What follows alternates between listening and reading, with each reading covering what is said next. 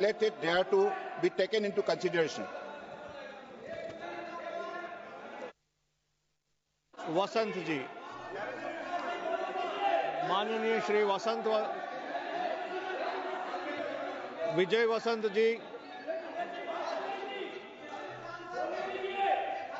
माननीय श्री मुकेश दलाल जी. Honorable Speaker, sir. Yes, please.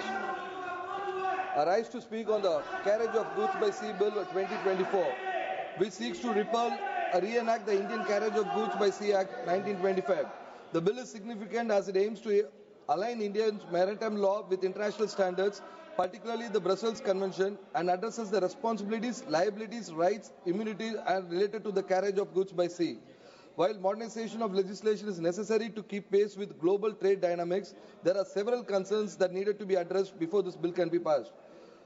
Sir, one of the primary concerns is the lack of adequate protection for shippers and consignees. While the bill outlines the rights of immunities of carriers, Section 4 stands out as it does not impose a strong enough commitment on carriers regarding the seaworthiness of the ship. Sir, another issue arises from Section 7, which deals with bulk cargo weight declaration in the bill of lading. While industry customs are considered, the bill does not sufficiently address the risk associated with discrepancies in weight declaration. Sir, Section 9 of the bill empowers the central government to amend the schedule by issuing notification.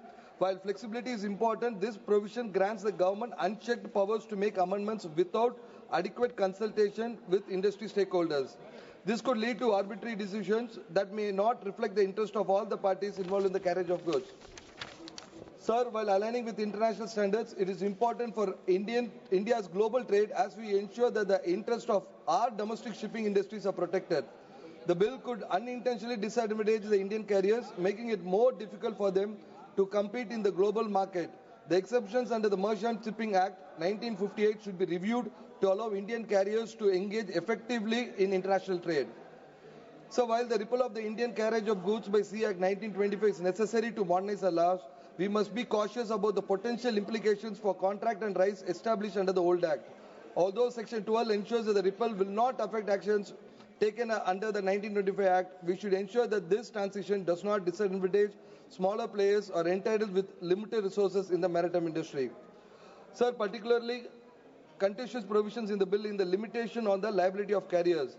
The bill caps the carrier liability of goods for lost or damage to 666.67 special drawing rights per package or unit or 2 special drawing rights per kilogram of gross weight, whichever is higher. While the international conventions have set these limits, they may be insufficient for the high-value cargoes.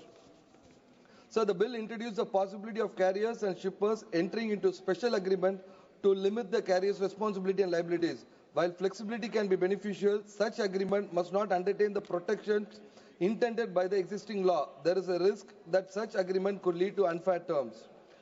So, Speaker, sir, while the bill provides some safeguard against loss or damages arising from negligence, inheritance defects, and other causes, these provisions need to be strengthened. It's believed that the current safeguard may not be sufficient, particularly as India's role in global trade continues to expand. Sir, Speaker, sir, I would like to draw an attention to the fact that my Kanyakumari constituency has a significant number of marine engineers working abroad in merchant ships. This is an industry where the vast portion of our workforce has excelled and continues to contribute significantly to India's maritime sector. In line with this bill aimed to meet international standards, I urge the government to also create more employment opportunities within the maritime sector, particularly for our talented youths.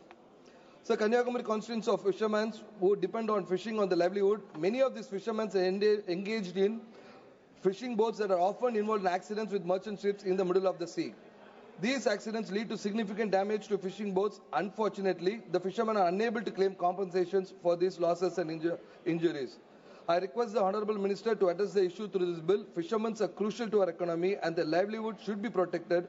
We must create provisions within the bill that ensures fishermen who suffer losses due to accidents with merchant ships receive inadequate compensation. Sir, Speaker, sir, the increasing centralization of power in India has raised concerns about the erosion of federalism and the autonomy of key institutions. The central government's growing influence over bodies like ED, CBI, Judiciary and the Election Commission undermines their independence. Additionally, the centralization of power in areas like RBI, GST management, national education policies diminishes the state autonomy. This concentration of power risks weakening the balance of federalism making it harder for states to address local needs effectively. Protecting the autonomy of institutions and ensuring a fair federal structure is crucial for India's democratic integrity.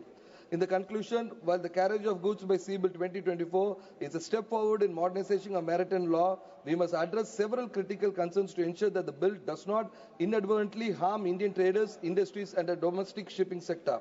So the government must carefully consider the potential risk to domestic industries and the implications for stakeholders, ensuring that the final bill is balanced and serves the interest of all parties involved. I urge the government to engage more effectively with industry stakeholders and ensure that the final legislation is both comprehensive and fair. We seek a bill that modernizes the law while protecting Indian interests in global trade. Thank you, sir. Honourable member. Honourable member